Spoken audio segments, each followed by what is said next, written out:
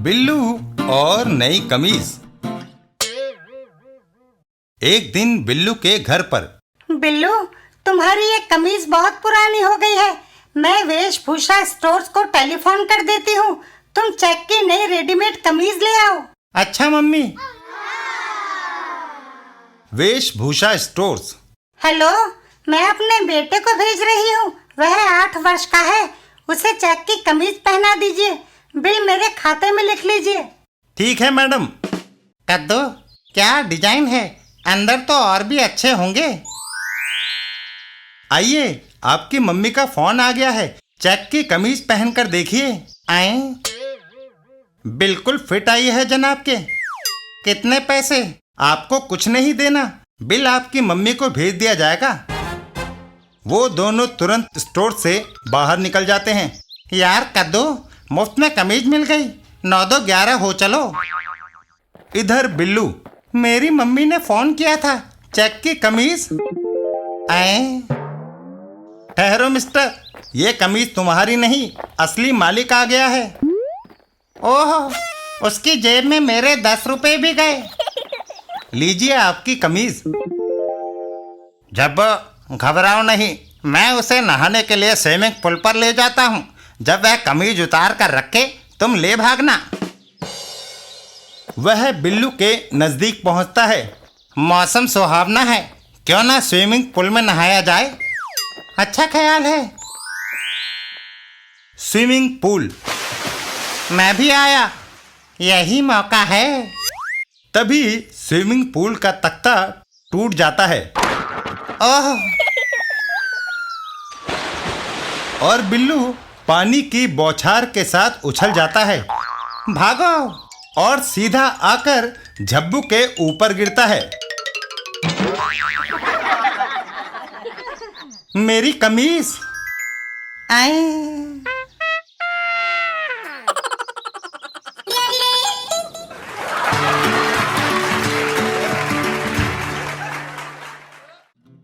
बिल्लू और दशहरे का मेला। एक दिन बिल्लू और गब्दू दशहरे के मेले में गए। अरे बाप रे, यहाँ तो पहले से ही गजब की भीड़ है। बिल्लो, यहाँ से घुस चलो। कहाँ घुसता है? एक ऐसा झापड़ दूंगा कि दिन में तारे नजर आने लगेंगे। हाय, अब क्या करें बिल्लो? कोई तरकीब लड़ानी पड़ेगी। एक का एक बिल्लू चिल्ला उठता है। अरे, वह रुपया किसका है? मेरा है। मेरा है। अरे मेरा है। नहीं, मेरा है। अबे हट, वह मेरा है। भीड़ के एक तरफ हटते ही बिल्लू और गब्दू छोड़ी हुई जगह की तरफ दौड़ लगाते हैं। गद्दू, यही मौका है। इधर वो सभी लोग, अरे ये रुपया तो खोटा है। एक कौड़ी का नहीं। ऐसे ही अपनी जगह छोड़ी।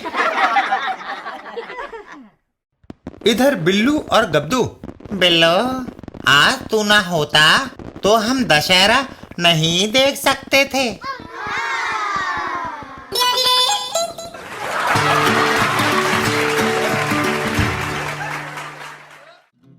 बिल्लू और दुगना मजा। एक दिन बिल्लू और गब्दू एक जगह पर। गणतंत्र दिवस की परेड हमें इस पेड़ से ज्यादा अच्छी दिखेगी। बिल्लू पेड़ के ऊपर चढ़ जाता है, पीछे पीछे गब्दू भी। बिल्लो, ये मछली पकड़ने का कांटा किस लिए ऊपर ले जा रहे हो? तुम्हें अभी पता चल जाएगा। पेड़ के ऊपर बैठकर बिल्लू अपना कांटा नीचे लटकाता है और उसमें एक समोसा फंसा कर ऊपर खींच लेता है। गब्दू लो, आधा समोसा मैं खाता हूँ और आधा तुम खाओ। वाह, गणतंत्र की परेड और मुफ्त के समोसे, एक साथ दो मजे। थोड़ी देर बाद, अभी और समोसे लाता हूँ। कांटा भारी हो गया है, लगता है 2-3 समोसे इकट्ठे अटक गए हैं। लेकिन कांटा समोसे की बजाय कहीं और जा अटकता है। हैं, हवलदार साहब की टोपी। बिल्लू और गब्दू पेड़ से नीचे छलांग लगाते हैं और दौड़ लगा देते हैं। गद्दू भाग, मरवा दिया बिल्लू तूने।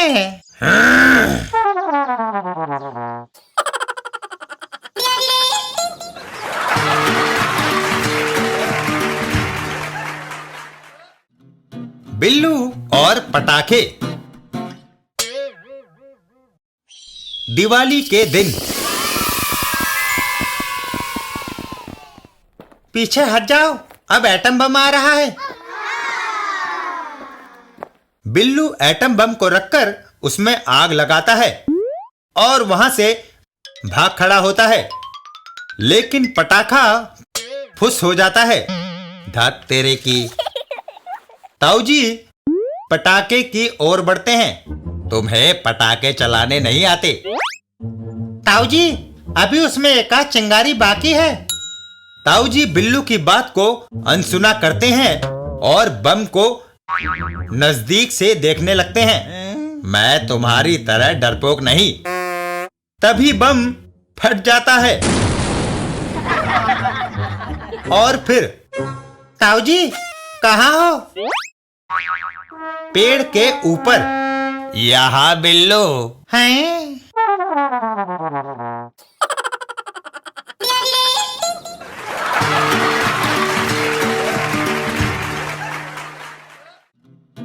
बिल्लू और चोर। एक दिन बिल्लू के घर पर।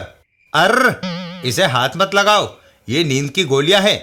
नींद ना आने पर अक्सर एक खा लेता हूँ। बिल्लू, रात बहुत हो गई है, चलो आप सो जाओ। नहीं मम्मी, पहले हम एक कहानी सुनेंगे। आओ मेरे पास, मैं तुम्हें कहानी सुनाता हूँ। बिल्लू पापा के साथ चल देता है। कमरे में एक था राजा और एक थी रानी। तभी दो बदमाश खिड़की से अंदर घुस आते हैं। खबरदार, कोई अपनी जगह से हिले डुले नहीं, वरना गोली मार दूंगा। जाओ, तुम उस अलमारी में जितने जेवर और नकदी है निकाल लाओ। दूसरा बदमाश अलमारी खोलकर सारे जेवरों की गठरी बांध लेता है। उस्ताद, मैंने सारे माल की गठरी बांध ली है। शाबाश। उस्ताद, बड़े जोर की प्यास लगी है। पानी तो मुझे भी पीना है। ओ छोकरे, जाओ हमारे लिए 2 गिलास पानी लेकर आओ। याद रखना, अगर तुमने जरा भी गड़बड़ की तो पीछे से तुम्हारे मम्मी डैडी को गोली मार देंगे। बिल्लू पानी लेने चल देता है और पानी लेकर वापस आता है। दोनों बदमाश पानी पीते हैं और फिर अरे, ये दोनों तो गहरी नींद सो गए। मैंने पानी में नींद की गोलियां मिला दी थी।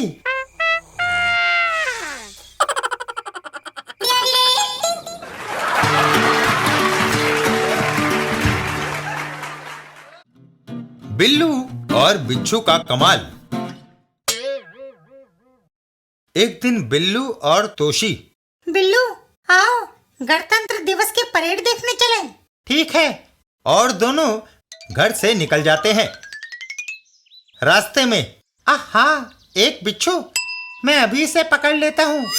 बिल्लू बिच्छू को उठा लेता है मुझे बिच्छू इकट्ठे करने का शौक है और उसे अपने बटुए में डाल लेता है। अभी मैं अपने बटुए में डाल लेता हूँ, घर जाकर इसे शीशी में बंद कर दूंगा। गणतंत्र दिवस समारोह स्थल पर। लो, हम उस जगह पहुंच गए जहां से परेड निकलेगी। पुलिसमैन, जरा अपनी जेब संभाल कर रखना, भीड़ में जेब कतरे बहुत होते हैं। आप निश्चिंत रहिए हवलदार साहब, मेरी जेब कोई नहीं काटता। अरे, यहाँ के जेब कतरे बड़े चालाक हैं। एक बार तो एक कमबख्त ने मेरी ही जेब काट दी थी। परेड शुरू होती है।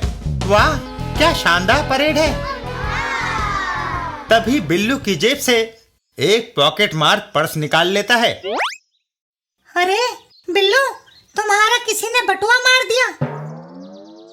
तभी वहां से भागता पॉकेट मार चिल्ला उठता है, हाय, मुझे बिच्छू ने काट लिया।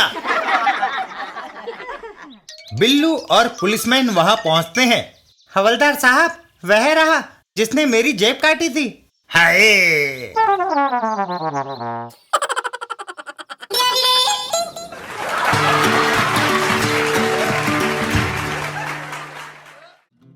बिल्लू और एटम बम। एक दिन बिल्लू और तोशी बम पटाखे चला रहे होते हैं। वाह, मजा आ गया। उधर घर के अंदर, अपने सारे जेवर उतार कर मेरे हवाले कर दो, वरना। वह घबरा कर अपने जेवर बदमाश को दे देती है। हा हा हा, ठीक। इधर घर के बाहर बिल्लू, सब पीछे हट जाओ, अब यह एटम बम चलेगा। बिल्लू एटम बम में आग लगा देता है। और लाओ, नहीं तो ये छुरा घोंप दूंगा। बदमाश उस महिला को लूटकर बाहर निकलता है। हा हा, आज काफी माल हाथ लगा। और एटम बम के नजदीक पहुंचते ही वह बम फट जाता है। ओह! हाय!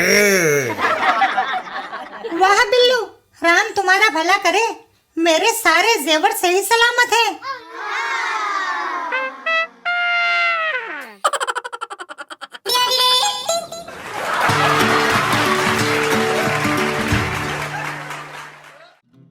बिल्लू और परीक्षा की तैयारी। एक दिन बिल्लू के घर पर साल भर खेलते रहे, पढ़ाई का नाम नहीं लिया। परीक्षाएं सिर पर है और कभी किताब खोलकर भी नहीं देखी। क्या जनाब का इस वर्ष फेल होने का इरादा तो नहीं? उई। तुम दोनों आज सारी रात इस कमरे में पढ़ोगे। जरा जोर जोर से ऊंची आवाज में पढ़ना, ताकि बाहर हमें आवाज सुनाई दे और पता चलता रहे कि तुम कहीं सो तो नहीं गए। इतना कहकर बिल्लू के पापा कमरे का दरवाजा बंद कर देते हैं। बाहर से दरवाजा बंद कर दिया है ताकि वे कहीं भाग न जाएं। कमरे के अंदर, पानीपत की पहली लड़ाई सन 1526 में बाबर और लोदी सुल्तान में हुई थी। पानीपत की पहली लड़ाई बाहर बिल्लू के मम्मी पापा। बाबर और लोदी सुल्तान में हुई थी। ठीक। काफी देर बाद, रात के 12 बज गए हैं और बच्चे अभी तक पढ़ रहे हैं। कमरे के अंदर से आती पढ़ाई की आवाजें। बंगाल की खाड़ी से जो मानसून की हवाएं उठती हैं, वह तटीय और मध्यवर्ती क्षेत्रीय इलाकों में भारी वर्षा करती हैं। बिल्लू की मम्मी, चलो आज इतना ही रहने दो, आखिर बच्चे हैं, थक गए होंगे। दरवाजा खोलो और उनको सो जाने को कहो। अच्छी बात है। बिल्लू के पापा दरवाजा खोलते हैं। महादेवी वर्मा जयशंकर प्रसाद और निराला छायावादी कवि हैं।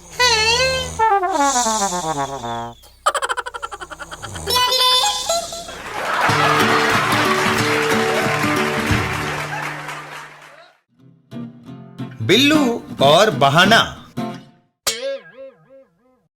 एक दिन बिल्लू के घर पर, बिल्लू, आज तो स्कूल जाने का मन बिल्कुल नहीं करता। परंतु माँ हमें जरूर भेजेगी।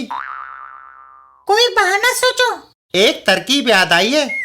हम दोनों खूब उठक बैठक और व्यायाम करते हैं, इससे शरीर का तापमान बढ़ जाएगा।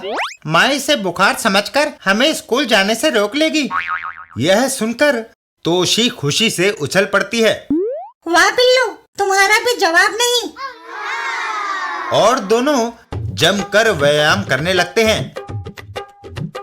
उसके बाद, माँ, आज हमारी तबीयत कुछ खराब है, हम स्कूल नहीं जाएंगे। अरे, तुम्हें तो सचमुच बुखार है। जाओ, लेट जाओ। दोनों कमरे में जाकर लेट जाते हैं। कहो, कैसी रही? कमाल कर दिया भैया। इधर बिल्लू की मम्मी डॉक्टर को ले आती है। डॉक्टर साहब, मरीज इधर है।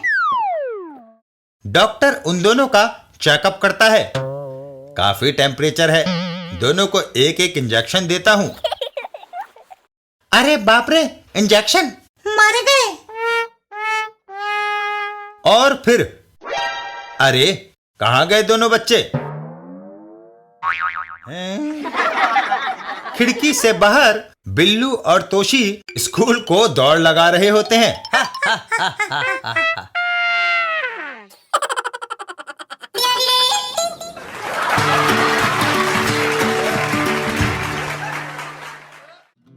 बिल्लू और तितली पकड़ी गई। एक दिन बिल्लू और तोशी पार्क में। तोशी आओ तितली पकड़े। बिल्लू हाथ में थमा जाल तितली के ऊपर फेंकता है, लेकिन ओह, ये तो हाथ से निकल गई। तितली एक दिशा में उड़ जाती है और बिल्लू और तोशी उसके पीछे दौड़ लगाते हैं। थोड़ी दूरी पर वह बैठ रही है। बिल्लू चुपचाप जाकर तितली के ऊपर जाल तानता है और एक झटके से उसे जाल में फंसा लेता है। दीवार के दूसरी तरफ ये कौन है? आए और वह महिला बेलन लेकर बिल्लू और तोशी के पीछे दौड़ती है। कहाँ भागते हो बदमाशों?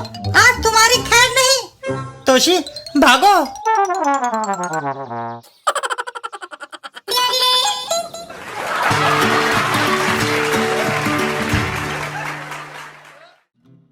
बिल्लू और ताऊजी की बकरी। एक दिन रास्ते में। ताऊजी बकरी को सैर कराने ले जा रहे हैं। हाँ बिल्लो, और इसका नाम है चमेली। बिल्लो, ये कोई मामूली बकरी नहीं है, बल्कि यह हमारे परिवार की सदस्य बन चुकी है। इसे मैंने 6 महीने पहले खरीदा था, जब यह बच्ची थी। तब से हम इसे लाड प्यार से पाल रहे हैं। जब कभी यह बीमार होती है तो हमारी रातों की नींद चली जाती है। जब तक यह स्वस्थ नहीं हो जाती, हम इसकी सेवा में तत्पर रहते हैं। एक बार ये खो गई थी। जब तक पुलिस इसे ढूंढकर नहीं ले आई, मैंने वहां धरना दिए रखा था। अब तो तुम समझ ही गए होगे कि हम चमेली को कितना चाहते हैं। लेकिन ताऊजी, मुझे लगता है कि बकरी भूखी है। तुमने कैसे जाना? आपके कुर्ते को देखकर। हैं?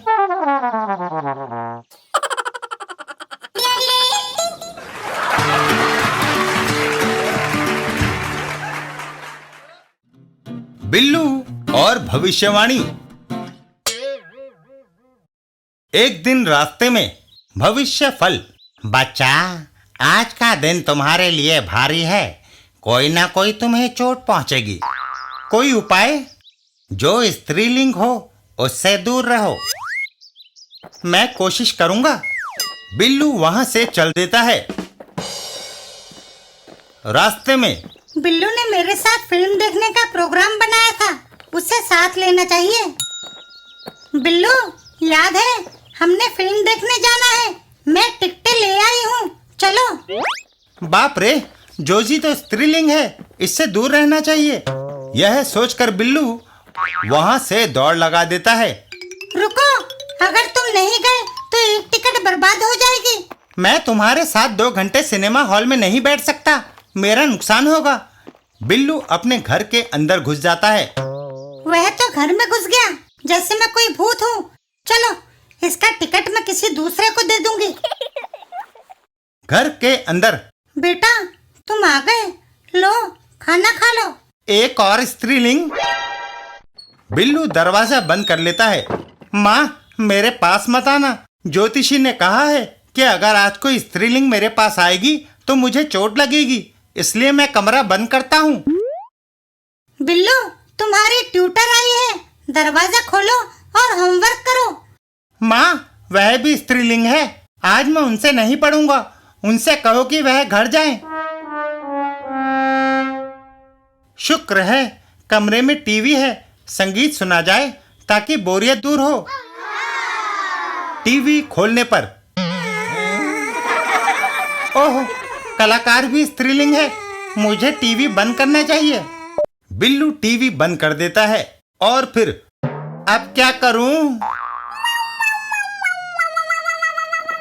कमरे के बाहर बिल्लो दरवाजा खोलो, देखो मैं तुम्हारे लिए क्या लाया।